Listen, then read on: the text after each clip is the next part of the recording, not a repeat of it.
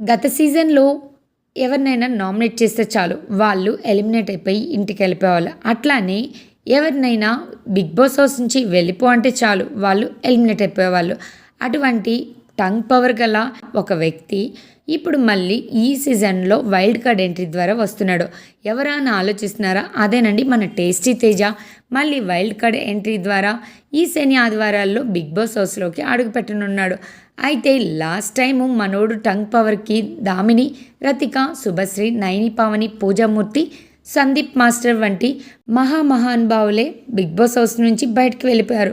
ఈసారి కూడా మనోడి లెగ్ మహిమ అలాగే కంటిన్యూ అయితే మాత్రం ఈసారి కూడా మనోడు లెగ్ మహిమ అలానే కంటిన్యూ అవుతుందా లేదా అనేది ఆడియన్స్ అయితే మాత్రం ఆసక్తిగా ఎదురు చూస్తున్నారని చెప్పొచ్చు.